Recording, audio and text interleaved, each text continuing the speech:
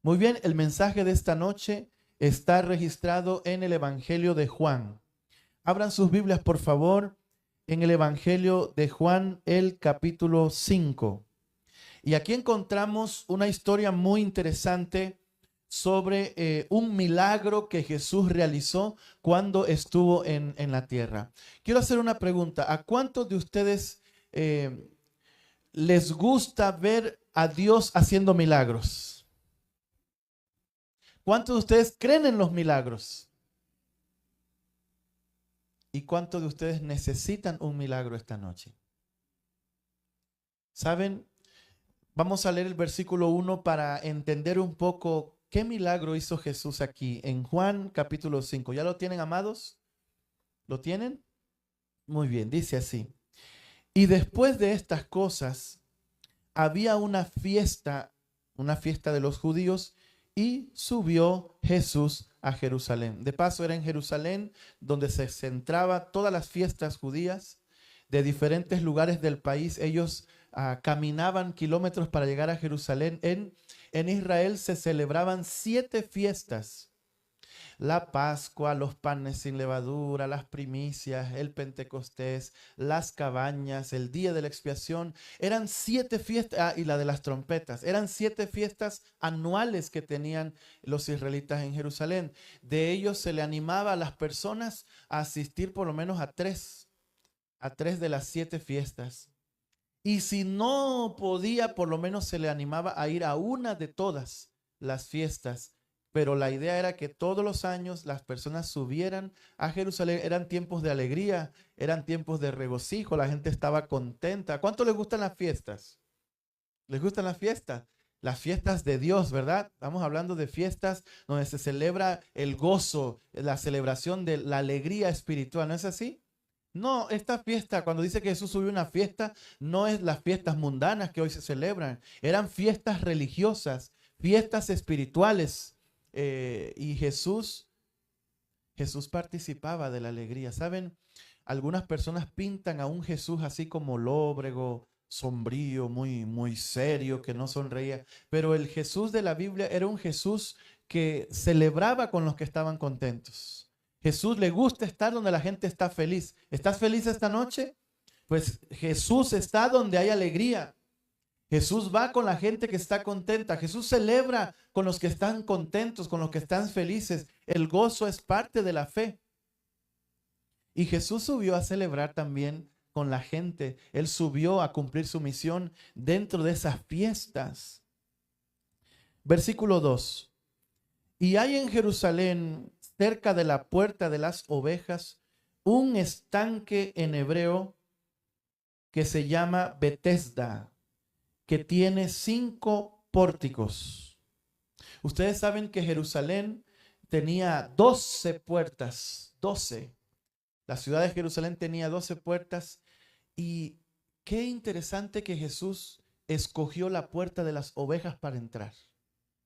¿Ustedes saben por qué Jesús, de las 12 puertas, escogió la puerta de las ovejas? Porque Él era el Cordero de Dios que quitaría el pecado de todo el mundo. En esas puertas entraban los pastores con sus ovejas, con sus rebaños, y los lavaban allí en ese estanque para prepararlos para el sacrificio. Esa fue la puerta que Jesús escogió, la puerta de la oveja, porque Él era la oveja que iba a ser sacrificada por el mundo. Pero también Jesús era el buen pastor.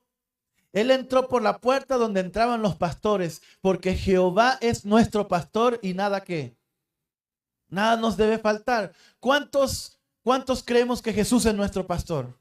Él mismo dijo: yo soy el buen pastor, y el buen pastor su vida da por las ovejas. Lo interesante es que en este pórtico, en este estanque llamado Betesda, de paso la palabra Betesda es una palabra hebrea. La palabra Bet significa casa, y Tesda tiene que ver con misericordia. O sea que Betesda significa la casa de misericordia, casa de gracia. Y en esa puerta que entró Jesús, ahora el versículo 3 nos dice que no todo era fiesta ahí en esa fiesta. ¿Cómo es la vida, no? Mientras unos celebran, otros están tristes, porque en el mismo lugar donde había fiesta, había un lugar distinto. Miren lo que dice el versículo 3. En Betesda, donde estaban los 5 pórticos, dice el versículo 3 que había una ¿qué? Una multitud de ¿qué? ¿Están leyendo? Estoy en el versículo 3. ¿Una multitud de qué? Enfermos. ¿Qué clase de enfermos? También habían ciegos, habían cojos, habían paralíticos y todos esperaban el movimiento del agua. Es decir, en la misma fiesta, cuando todo era alegría, cuando todos celebraban y agitaban las palmas y había venta de comida y se saludaban los amigos, en el mismo lugar donde había fiesta y alegría, también había un lugar donde la gente ya no sonreía, donde había tristeza, donde había dolor, donde había enfermedad, donde habían ciegos, paralíticos, cojos. Era en el mismo lugar 2 situaciones distintas. Y ustedes saben que este mundo es así. Mientras unos celebran, por ejemplo, en un hospital, hay una parte donde los niños nacen y la gente está contenta con globos, esperando la llegada de ese ser amado. Pero en el mismo lugar, en el mismo hospital, hay una sección que se llama cuidados intensivos. En el mismo lugar donde unos están contentos, los otros están llorando, porque probablemente la persona que está allí en esa cama no se va a levantar de allí. Y van a empezar un duelo y todo lo que tiene que ver con la despedida de un ser amado. Así es este mundo.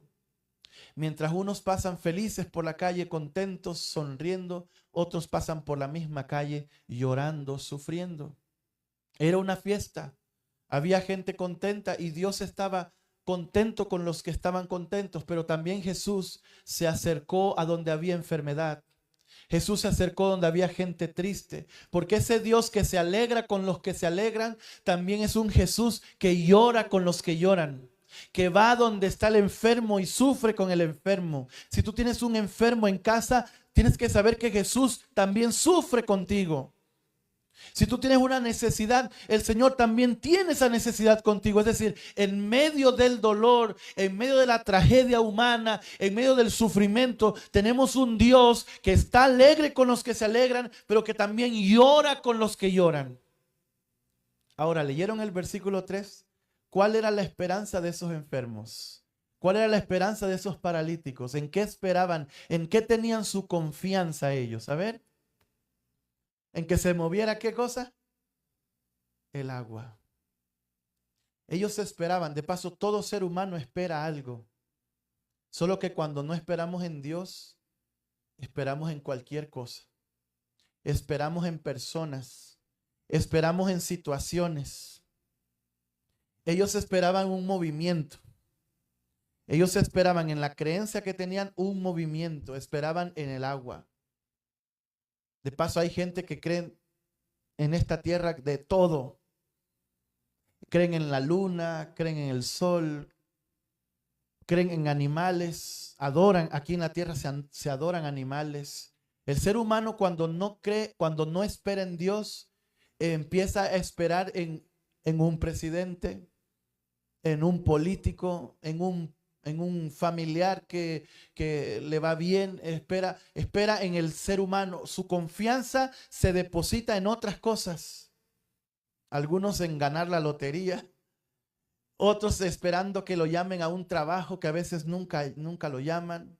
Otros esperando que alguien venga y le dé le tire una maleta llena de dólares.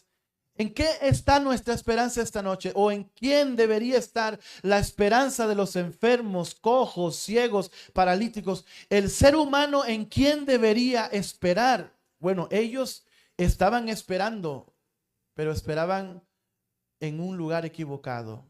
Esperaban en cosas que realmente no tenían el poder para ayudarles. Por eso cuando nuestra confianza no está en Dios, empezamos a confiar en cualquier cosa. Y por eso es que nos chasqueamos y nos frustramos cuando no sucede. Miren lo que dice el versículo 4. Porque un ángel, esta era una creencia de paso, un ángel descendía de tiempo en tiempo al estanque y agitaba el agua. Y el que primero descendía al estanque después del movimiento del agua quedaba sano de cualquier enfermedad que tuviese. ¿Qué les parece esa creencia? Así que ese estanque estaba lleno de cojos, de paralíticos, de ciegos, de enfermos, de gente que ya no tenía esperanza más que en el movimiento del agua. Y de repente alguien decía, se movió el agua. Y adivinen qué pasaba. Cuando alguien gritaba, se movió el agua, pasó el ángel. Todos, miren, todos empezaban una carrera por ser el primero en tocar el agua. Porque el que tocaba el agua primero, según la creencia, quedaba sano. ¿Ustedes se pueden imaginar eso? ¿Han visto ustedes a una avalancha de personas? ¿Lo han visto? Creo que en los partidos de fútbol hace unos años ahí en El Salvador como que vendieron más boletos de lo que debían y se vino una avalancha de gente. Los que estaban arriba le cayeron a los de abajo. ¿Han visto ustedes eso? Una avalancha de personas. Todos quieren salir corriendo al mismo tiempo y los más fuertes son los que pasan encima de los más débiles. ¿Lo han visto, amados? Pues justamente eso era lo que ocurría cuando se decía, se movió el agua. Y la casa de la misericordia se convertía en una casa de competencia, de ver quién era el más fuerte, de ver quién era el que llegaba primero. Y saben, algunos escritores dicen que los más fuertes atropellaban y algunos hasta morían en esas avalanchas, porque los que estaban ciegos, imagínense, los ciegos buscando el agua, los cojos, los paralíticos como este hombre que es el que Jesús sanó, los leprosos, los enfermos, todos corrían, se golpeaban, se jalaban, se herían, se pasaban uno encima de otro y era un espectáculo horroroso porque pensaban que el primero que llegaba ahí, el primero que tocaba allí era el que iba a ser sano. Y saben, esto de las creencias es muy interesante. Vivimos en un mundo donde la gente cree muchas cosas. Hay muchas personas sinceras y hay de las creencias. Miren, este servidor que tiene la oportunidad de viajar por diferentes lugares, yo he escuchado tantas cosas en tantos lugares, desde que si el niño se asusta, jálele las orejas. Jálele las orejas para que se le vaya el miedo. Esas son creencias. Son creencias. ¿Cuántas creencias hay aquí en Guatemala? ¿Hay creencias o no hay creencias? ¿Ah? Tradiciones, cosas que la gente dice que suceden, pero no están ni siquiera comprobadas científicamente. Y mucha gente, su fe se basa solo en creencias, en tradiciones que escucharon de sus abuelitos. Y que se le pasó de su abuelito, se le pasó a su madre y de su madre a ellos. Y la gente cree cosas interesantes. Les voy a contar una de ellas que recuerdo. Estaba en Panamá un fin de año y estábamos después de cenar, porque ustedes saben que el fin de año es a la puesta de sol, ¿no es así? Algunos lo celebran hasta medianoche, pero nosotros sabemos que a la medianoche ya el año ya lleva 6 horas. ¿Están conmigo? Nosotros sabemos que el año nuevo lo hacemos un culto, una oración temprano a la puesta de sol, pero a veces nos gusta quedarnos para esperar la bulla, ¿no? De la medianoche. ¿Hacen bulla aquí en Antigua o no hacen bulla? Esa bulla es a la medianoche, ¿no es así? Porque ellos piensan que es a medianoche que se cambia el año, pero sabemos que no es así. Entonces fui a cenar con unos amigos, con la familia, fuimos ahí a cenar a las 6 de la tarde, y ahí nos quedamos conversando y digo, vamos a esperar la bulla, porque a veces tiran unos bien bonitos que da ganas de ir a ver eso. Y estábamos ahí cenando, conversando, hasta que se llegó la hora, era la medianoche. Entonces nosotros salimos a la calle, a ver, empezaron esos fuegos artificiales, empezaron a explotarse y yo salí así y estábamos ahí viendo y disfrutando eso, cuando de repente en una de las casas salió una familia. Era 2 señoras, una jovencita, un señor. Eran como 4 o 5 personas que salieron con unas maletas. Salieron con unas maletas y yo estaba ahí, yo codía al que estaba a mi lado y yo le dije, oye, mira eso. Van de viaje a esta hora. ¿Para dónde irán a esta hora? Si es medianoche, para dónde es que ellos van? Y el que estaba al lado mío se empezó a reír y me dijo así, no, no, no. es que hay una creencia. ¿Qué creencia de qué? Que si tú el 31 de octubre a la medianoche tú sacas unas maletas ahí a la calle, ese año que viene vas a viajar mucho. ¿Qué les parece esa creencia, hermanos? Vas a viajar mucho el otro año. Yo de verdad, yo no sabía, nunca había escuchado eso, de que la gente sale y lo que estoy diciendo no es para que lo hagan, no es para que el pastor diga, no, lo que estoy diciendo es una creencia que hay. Pobrecito, eso fue el año que el siguiente fue el año del COVID, así que no le funcionó salir con maletas a medianoche. Y me llamó mucho la atención lo que la gente cree. Después me contaron de otro, dice que hay que comerse 12 uvitas. Esa me gustó mucho más. Enero, febrero, marzo. Imagínense comerse 12 uvitas, junio, julio, agosto, septiembre. Dice que para que le vaya bien. ¿Usted cree que la prosperidad viene de comerse 12 uvas, hermano? Pero la gente cree. La gente cree en cosas increíbles. Estos creían que un ángel pasaba y le movía el agua. Ellos creían que era el agua que sanaba. El ser humano cuando no cree en Dios, cree en cualquier cosa. Es por eso que quiero darte un consejo espiritual de parte de Dios. Tú debes creer lo que dice la palabra de Dios, no lo que te dijeron las personas, porque muchas de esas cosas no son ciertas. Y cuando tú pones tu esperanza en esas cosas, tú vives una vida desequilibrada, porque solo la palabra de Dios te puede dar estabilidad. Solo la palabra de Dios puede darte seguridad, porque lo que Dios dice es verdad. Confiemos en Dios, creamos en Dios, no creamos en estas historias que nos cuentan las personas. Pero había un caso allí, ahora estoy en el versículo 5. De todos los enfermos había un caso ahí muy especial, muy interesante. Y dice la Biblia que había allí un hombre que ¿cuántos años tenía? 38 años que estaba enfermo. Era un caso interesante.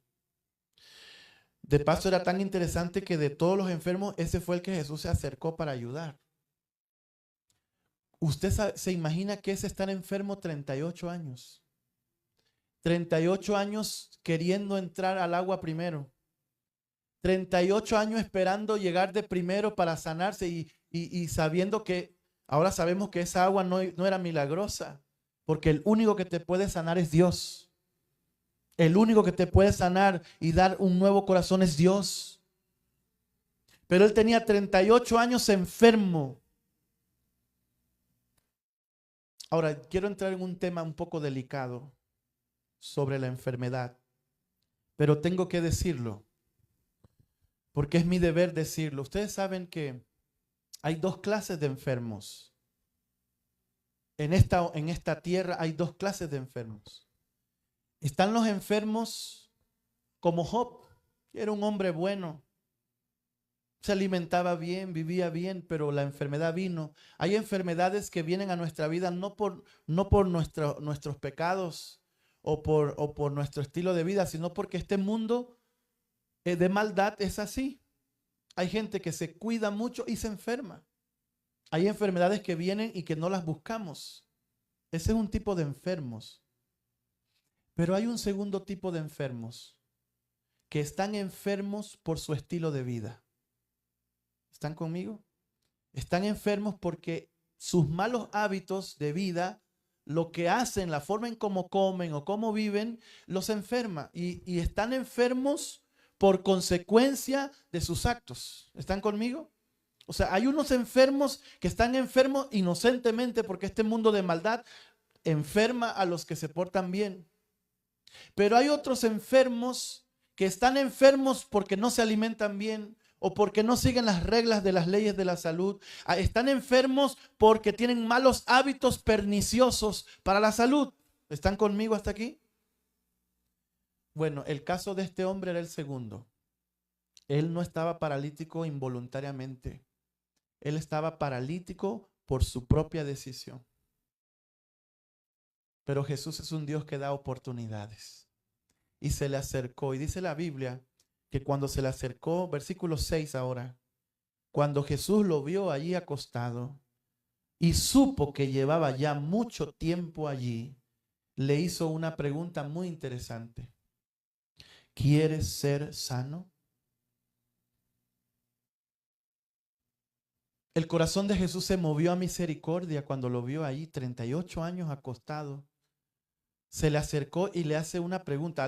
Para algunos, si tú lees así por encima la Biblia, dirás, oye, ¿qué pregunta le hizo Jesús a este enfermo? ¿Usted se imagina ver a un enfermo en cama y que usted se le acerca y le dice, oye, ¿tú quieres ser sano? Parece una pregunta que no debería hacerse, ¿no es así? Parece una pregunta que es una pregunta ilógica. ¿Cómo le va a preguntar a un enfermo que si quiere ser sano? ¿Están conmigo?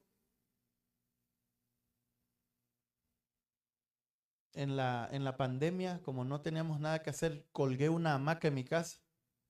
Ahí estaba yo meciéndome en la hamaca y de repente, no sé, el amarre no quedó bien. Solo se escuchó el saco de papa cayendo. ¡Pum! Y alguien que hizo, porque no tenía aire. Y recuerdo que mi madre estaba en casa y mi hermana y mi madre salió y dice, ¿te caíste? Esa fue la pregunta que me hizo. Y yo la volteo a ver así entre sacando el aire y le digo a mi madre, y no sé si mi madre va a ver este video, voy a tener problemas después, pero yo volteo a mi mamá y le digo, no, no, no, no me caí. Esta es una nueva moda ahora en el COVID de estar ahí en la hamaca en el suelo. Y algunos piensan cuando leen la pregunta de Jesús, que Jesús hizo una pregunta tonta. ¿Cómo le va a preguntar a ese, ¿quieres ser sano? Pero saben, esa pregunta no es una pregunta cualquiera. Por lo que les acabo de decir, Jesús le dice así, ¿en realidad tú quieres ser sano? Y es la misma pregunta que Dios te hace esta noche si estás enfermo. ¿En realidad quieres estar sano? ¿Quieres ser sano? ¿Cuántos queremos estar sanos? Queremos estar sanos, pero no dormimos lo suficiente. Por eso el Señor dice, ¿quieres estar sano? Queremos estar sanos, pero no hacemos ejercicio. Ya no es una pregunta tan ilógica, ¿no? Quieres ser sano, pero no te alimentas bien. Quieres ser sano, pero no tomas agua pura. Quieres ser sano, pero no sales a respirar aire limpio. No recibes la luz del sol. No confías en Dios, pero quieres ser sano. Hay muchas personas que tienen malos hábitos y por eso el Señor se le acercó a este hombre y le dijo, en realidad quieres ser sano, porque si tú quieres ser sano, tienes que cambiar. Tienes que tomar una decisión de salud. Tienes que tomar una decisión de vivir de manera diferente, comiendo diferente, hablando diferente, viviendo diferente. Si tú quieres ser sano, si tú quieres que Dios ponga su mano poderosa para sanarte, tienes que haber un cambio de corazón. Eso es lo que Jesús le preguntó. Pero este hombre no entendió nada. Miren lo que entendió él. Versículo 7. ¿Qué le respondió este hombre a Jesús cuando él le preguntó, ¿quieres ser sano? Definitivamente que no entendió. ¿Y cómo sabemos que no entendió? Por la respuesta que le dio. Miren la respuesta de este hombre a la pregunta, ¿quieres ser sano? El Señor le dice, es que no tengo quien me meta en el estanque. Es que cuando se agita el agua y entre tanto que yo voy, pues ya otro desciende antes que yo. ¿Entendió la pregunta que Jesús le estaba haciendo? Cuando Jesús le dice, ¿quieres ser sano? ¿Qué entendió él que Jesús le estaba diciendo? Yo me imagino a este hombre así acostado en ese estanque allí. Cuando ve que se acerca a Jesús, dice, uff, y me vienen a ayudar. ¿Eh? Me vienen a ayudar. Y cuando Jesús le dice, ¿quieres ser sano? ¿Qué se imaginó él? ¿Saben qué se imaginó él? Ahorita me va a agarrar, dicen aquí en Guatemala, a tuto. ¿Eh? Aquí dicen a tuto, ¿verdad? Los que no son de Guatemala es a cargarlo así en la espalda. Él se imaginó que Jesús venía a cargarlo y yo te preocupes, yo te llevo al agua ahí. Porque cuando Jesús le dice, ¿quieres ser sano? Él dice, es que no tengo quien me lleve, como diciendo, ¿me puedes llevar? Estaba delante del Salvador. Estaba delante del Señor Jesucristo, del Hijo de Dios, que tenía poder para sanarlo sin necesidad de agua. Solo tenía que creer en Él. Pero lo que él pensaba era que ese Jesús lo iba a agarrar y lo iba a llevar. Lo que él pedía era que Jesús lo llevara primero. Quédate aquí conmigo. Y cuando se mueva, agárrame y llévame rápido. Ese era el pedido de este hombre. ¿Me puedes llevar? Y saben, aquí hay una gran lección para nosotros. A veces lo que le pedimos a Dios no es lo que necesitamos. Y lo que Dios nos quiere dar es mucho mayor que lo que estamos pidiendo. Porque este hombre quería una ayuda. Pero ¿cuál era la ayuda que quería? Que lo metieran al estanque. Pero ¿cuál era la ayuda que Dios le quería dar a él? Lo quería sanar. Y lo iba a sanar y lo sanó. Sin necesidad de correr encima de otros, de competir o de llegar primero. Jesús simplemente dio unas palabras porque las palabras de Dios tienen poder. Y vamos a leer el milagro cómo sucedió. Jesús le dijo en el versículo 8, levántate, toma tu lecho y ¿qué? Y anda. Eso fue todo. Ahora, ¿qué le tocaba a él? Este hombre tenía dos opciones ahora. Él estaba ahí tirado y el otro le dice, levántate. ¿Qué tenía que hacer él? Podía decirle, oye, pero tú no estás viendo que yo tengo 38 años paralítico. ¿Cómo me vas a decir que me levante? Él podía hacer eso o no. Pero ¿qué hizo? Creyó. Tomó la decisión de creer en el poder de la palabra de Dios.